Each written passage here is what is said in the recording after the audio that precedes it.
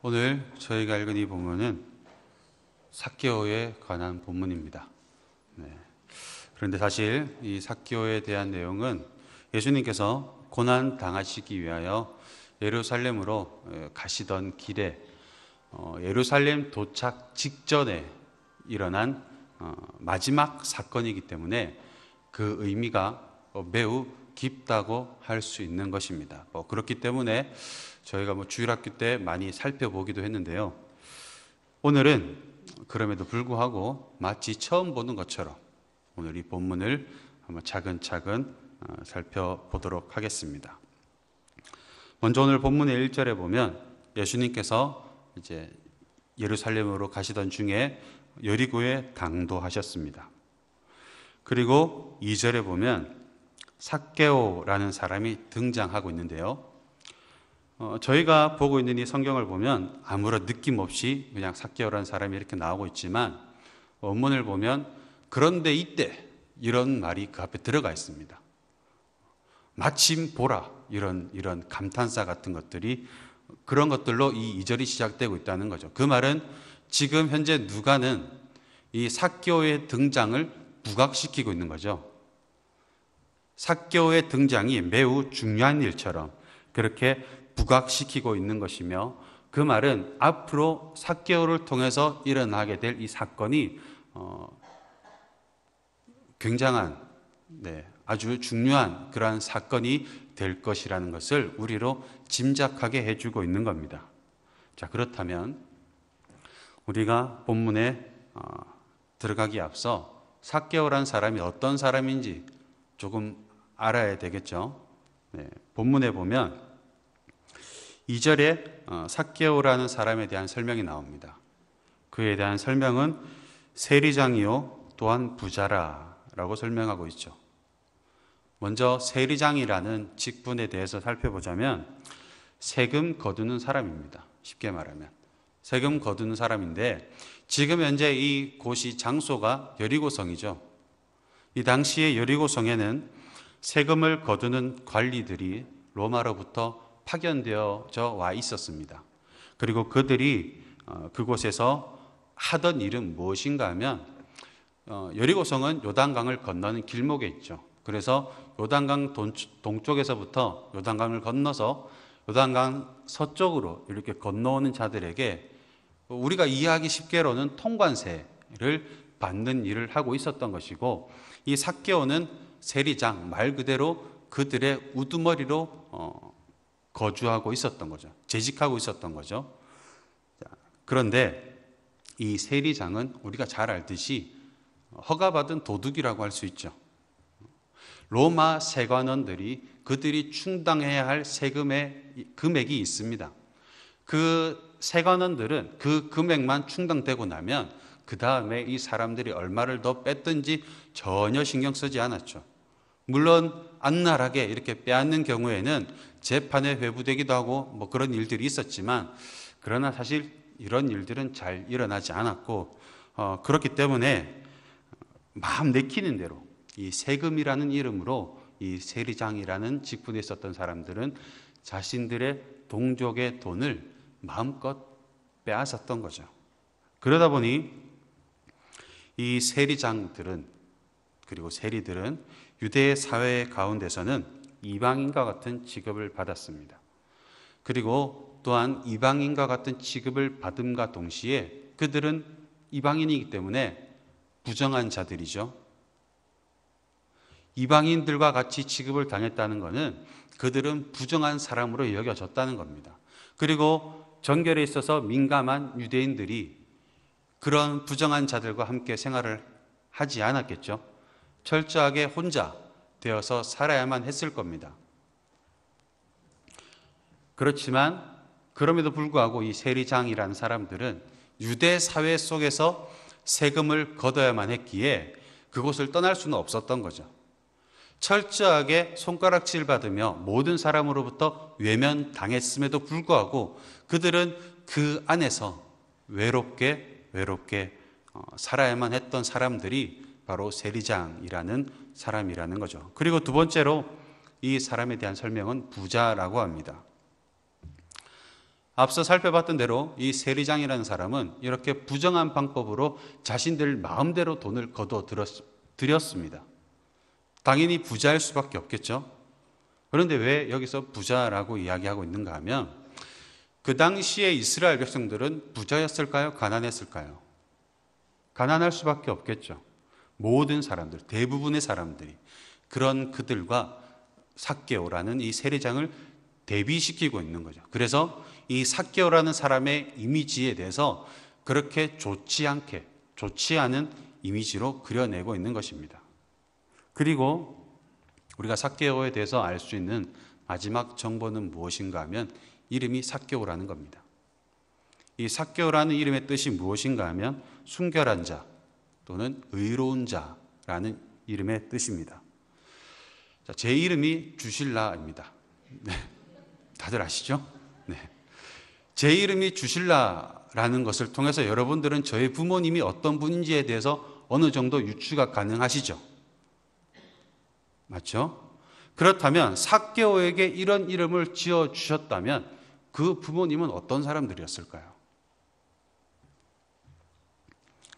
하나님을 믿는 자들이었겠죠? 신실한 성도였을 것이라 볼 수 있습니다. 그런데 정작 그런 부모 밑에서 그런 부모의 삶을 보고 자란 삭개오는 부모와는 거리가 먼, 그리고 또한 자신의 이름, 순결, 의로움 이런 것과는 굉장히 거리가 먼 삶을 살아가고 있었다는 거죠. 자, 이런 삭개오입니다. 이런 사람이 삭개오라는 거죠. 자, 이런 삭개오가 3절에 보면 예수님이 어떤 사람인가 보고자 하고 있습니다. 예수님이 어떤 사람인가 보고자 하고 있죠. 역시나 굉장히 무심하게 슬쩍 어떤 사람인가 이러고 이렇게 호기심에서 한번 그냥 보고 싶어하는 것처럼 비추어지고 있지만 사실상 이 문장의 의미는 굉장히 집요하게 찾고 있다는 말입니다. 그것도 지금부터가 아니라 이전부터. 즉 이 삭개오라는 사람은 과거 언제 누군가로부터 이 예수님에 대한 소문을 들었던 것 같습니다. 그리고는 그때부터 이 예수님이란 사람이 궁금했던 거죠. 그리고 만나보고 싶었던 거죠. 그래서 그때부터 계속해서 지금까지, 그리고 예수님께서 여리고성에 도착하신 그 순간까지 이 삭개오라는 사람은 예수님을 굉장히 집요하게 찾아왔다는 것입니다. 그런데 왜 이런 삭개오가 예수님을 만나고 싶어 했을까요? 삭개오라는 이름의 뜻이 무엇이라 했습니까? 순결한 자, 의로운 자라고 했습니다. 그런데 삭개오의 삶은 자신의 이름과는 굉장히 거리가 먼 삶을 살아왔었죠. 그리고 그로 인하여 먼저는 자신의 가족들과 사이가 좋을 수는 없었겠죠. 그리고 더 나아가서 자신의 동족들로부터 손가락질을 받았겠죠. 그리고 그 역시나 유대인이었기에 회당에 매주 나갔을 겁니다. 갈 때마다 외면당하고 배척당했겠죠. 그러나 그가 보고 자란 그의 마음속 깊은 곳에는 무엇이 있었는가 하면 부모님이 보여주셨던 그 신앙의 모습이 있었겠죠. 자신의 삶과 자신의 마음속 깊은 곳에 있는 것에 이 둘이 괴리감이 있었을까요? 없었을까요? 있었을 수밖에 없겠죠. 그래서 이거는 철저하게 제 개인적인 생각입니다. 개인적인 생각입니다만 이 삭개오는 돈은 많았습니다. 굉장히 부자였죠. 다른 사람이 자신에게 감히 어떻게 할 수 없을 정도의 권력도 가지고 있었고 물질도 굉장히 많이 가지고 있었습니다. 그러나 그는 자신의 삶에 만족감은 없었던 거죠.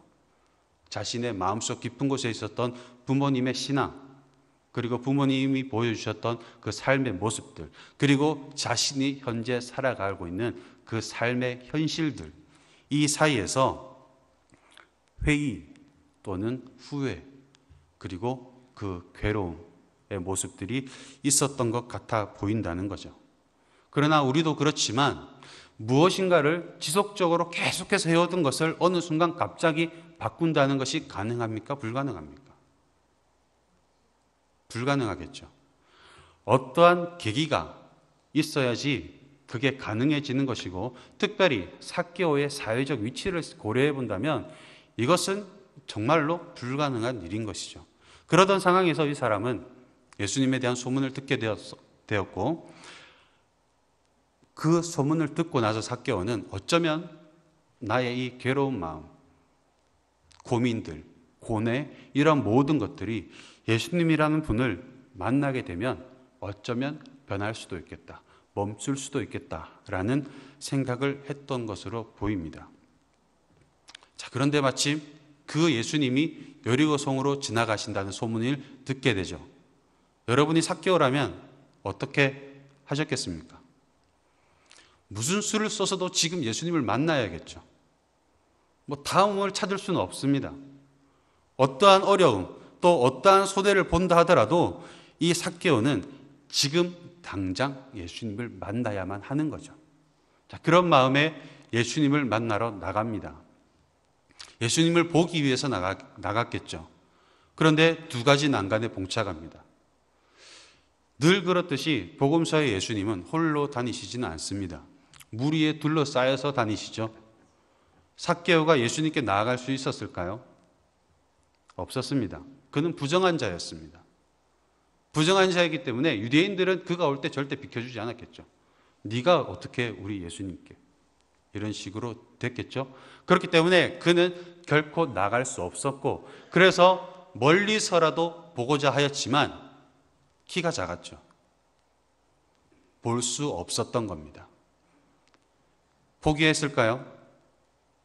포기할 수 없죠. 삭개오는 예수님을 굉장히 보고 싶어하는 상태입니다. 자신의 그 문제를 해결해 줄 유일한 분이기 때문에. 그래서 그는 이 두 가지 난간을 만났음에도 불구하고 포기하지 않습니다. 그래서 예수님을 보기 위한 적극적인 움직임을 시작하게 되는데, 가장 먼저 4절에 보면 앞으로 달려나갑니다. 앞으로 달려나간다는 말은 예수님이 이렇게 쭉 걸어가시고 계시면 예수님의 방향을 예측하는 거죠. 이렇게 걸어가실 것이니까 자기가 먼저 그 앞서가서 자리를 잡고 있겠다는 겁니다. 자, 그런데 키가 작죠. 그래서 그 옆에 있는 뽕나무로 올라가게 되는 겁니다. 돌 무화과 나무죠. 그 나무 위로 올라가서 예수님이 지나갈 때에 보고자 했던 거죠. 굉장히 열심히 움직였습니다. 자신의 사회적 지위, 그리고 입고 있었던 옷, 유독 튀었겠죠.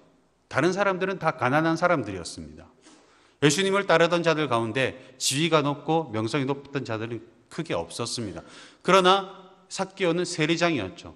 굉장히 지위가 높은 사람이었습니다. 그렇기 때문에 그가 입고 있었던 의복만으로도 주위 모든 사람들의 주목을 사기에 충분한 그러한 모습을 하고 있었을 겁니다. 그 모습을 한 채로 그 작은 체구의 사람이 나무에 올라가 있습니다. 예수님을 보기 위해서. 그 당시 유대인들이 이 삭개오를 보고 얼마나 놀렸을까요? 그러나 이 삭개오는 포기할 수 없었던 거죠. 일생일대의 기회를. 그래서 나무 위에까지 올라가서 온갖 수모를 당하고 있었겠죠. 그런데 이때에 예수님께서 삭개오가 있는 곳에 도착을 하십니다. 자, 그런데 누가는 여기서 굉장히 재미있는 표현을 사용합니다. 19장이 시작되고 나서 지금까지 이 문장들의 주어가 누구였나요? 즉 누구 중심으로 이 모든 이야기들이 진행되어 왔냐면 삭개오를 중심으로 진행되어 왔습니다. 자, 그렇다면 5절에서 드디어 예수님과 삭개오가 만나거든요. 그러면 5절이 어떻게 되어야 될까요? 예수께서 그곳에 이르사 삭개오가 예수를 드디어 보니라, 이렇게 기록되어야 정상이겠죠. 그러나 5절을 보면 예수께서 그곳에 이르사 쳐다보시고, 예수님이 쳐다보시는 걸로 기록되고 있습니다. 주어가 바뀌었죠. 지금까지 열심히 움직인 사람은 삭개오입니다. 예수님을 보기 위해서. 그러면 예수님을 본 사람은 삭개오가 되어야 되는데 그것이 아니라 예수님이 삭개오를 보니라 라고 기록하고 있다는 거죠. 왜 그런가 하면 찾았기에 볼 수 있었던 것이 아니라는 거죠. 예수님을 찾았기에 볼 수 있었던 것이 아니라 예수님이 삭개오를 찾아오셨기 때문에 그가 볼 수 있었다는 겁니다. 그렇다면 이 삭개오가 예수님을 찾은 것이 자신의 의의가 될 수 있을까요? 없을까요? 절대로 없습니다. 삭개오가 예수님을 만났던 것은 전적인 하나님의 예수 그리스도의 은혜였던 거죠. 그것을 우리에게 말씀해 주시고 계시는 겁니다. 아무튼 이렇게 예수님께서는 삭개오를 친히 찾아오십니다. 그리고 하시는 첫 번째 말씀이 삭개오야, 이름을 불러주시죠. 예수님께서 이런 만남에서 특별히 이름을 불러주시는 경우는 굉장히 드뭅니다. 그런데 이름을 불러주셨다는 것은 예수님께서도 삭개오에 대해서 계속해서 주목하고 계셨다는 거고, 이렇게 이름을 불러주심으로 말미암아 예수님의 마음, 즉 애정어린 그 마음을 비춰내 주시고 계시는 거죠. 여러분들 입장 바꿔서 굉장히 애타게 예수님을 찾고 있었는데 갑자기 예수님이 어느 날 여러분들에게 찾아오시더니 신라야 불러주십니다. 더 필요한 게 있을까요? 그걸로 끝나지 않겠습니까? 삭개오 역시나 그랬던 것 같습니다. 그리고 나서 예수님께서 이름을 부르시고 난 이후에 너의 집에 유하겠다라고까지 말씀하시죠. 그래서 이 삭개오는 6절에 보면 급히 내려와 즐거워하며 영접합니다.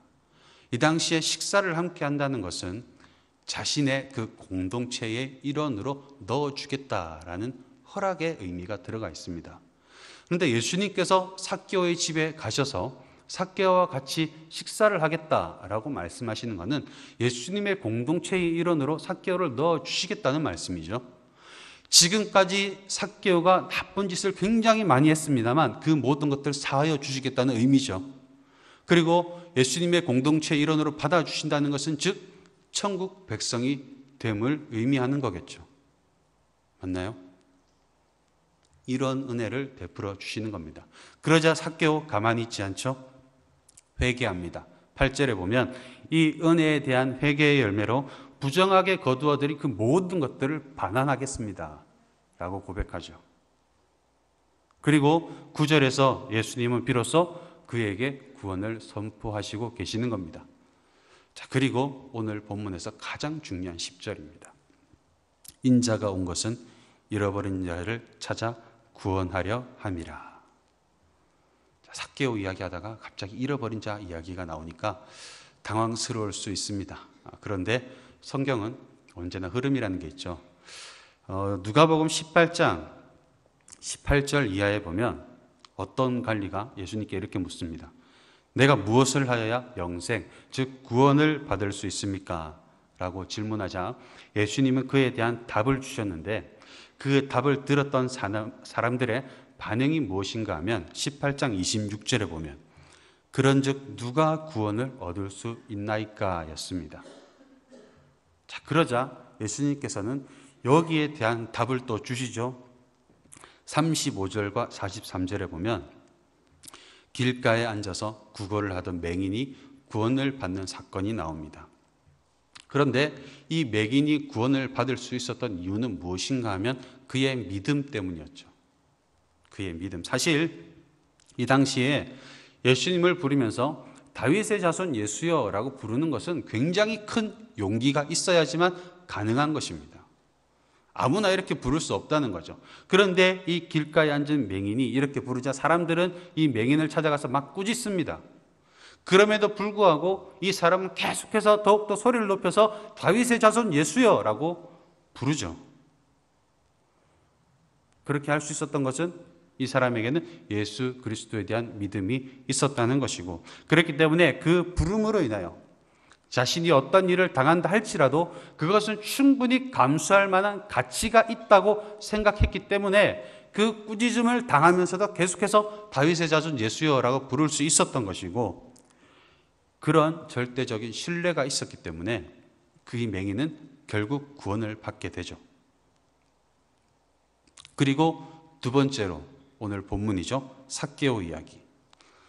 죄인의 신분으로 모두에게 외면당하는 자리에 있었지만 그러나 그는 그 누구보다도 예수님에 대한 갈망이 있었습니다. 그리고 갈급함이 있었죠. 그리고 그 갈망이 결국 그를 나무 위에까지 올려놓았고 예수님은 그런 그를 찾아서 구원을 허락해 주신 겁니다. 자, 그렇다면 이 흐름을 보자면 오늘 이 삭개오 이야기가 무엇을 이야기해 주고 있는가 하면 누가 구원을 얻을 수 있나이까? 라는 질문에 대하여 첫 번째, 믿음이 있는 자들이 구원을 받는다라고 답변을 하시고 계시는 것이고, 두 번째로 이렇게 잃어버린 자들, 상한 심령으로 예수님을 애타게 찾는 자들이 구원을 얻을 수 있다라고 말씀해 주시고 계시는 겁니다. 말씀을 정리하겠습니다. 저는 개인적으로 성경에 기록되어진 말씀들 가운데 목마른 사슴의 비유를 굉장히 좋아합니다. 왜 이 비유를 좋아하는가 하면 이 말씀은 저의 상태를 수시로 점검해 보기에 충분하기 때문이라는 거죠. 자, 우리는 이미 모두가 목마른 사슴과 같은 상태에 있는 자들입니다. 하나님을 상실했기 때문에, 예수 그리스도를 잃어버렸기 때문에 우리는 모두가 우리가 인정하든지 인정하지 않든지 목마른 사슴과 같은 상태라는 거죠. 즉 물을 지금 당장 찾지 않으면 바로 죽을 수밖에 없는 그런 상태라는 겁니다.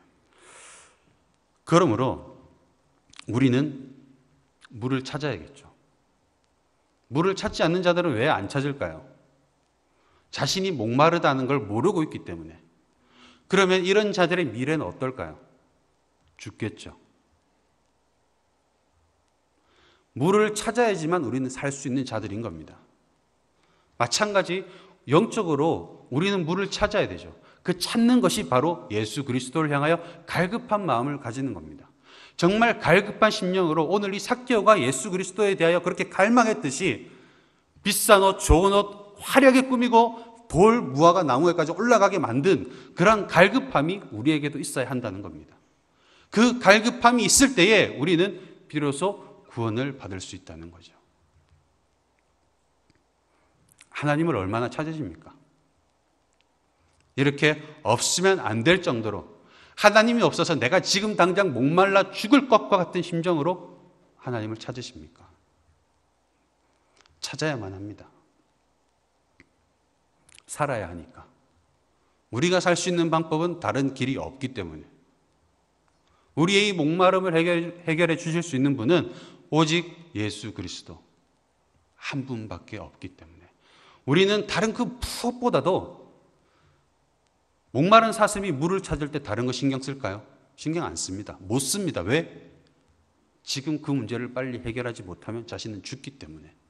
이 문제가 가장 첫 번째 해결해야 할 문제이기 때문에 우리 역시 마찬가지. 우리가 예수님을 찾고 하나님을 찾아 갈망하는 데에 다른 것들이 신경 쓰인다면 우리는 아직 목마른 자들이 아닌 거죠.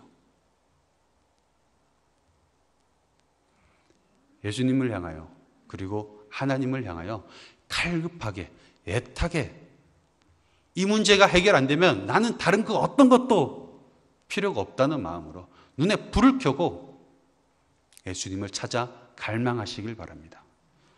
그래서 정말 오늘 이 삭개오와 같이 찾아오셔서 우리를 만나주시는 은혜가 우리 모두에게 있기를 주님의 이름으로 소원합니다.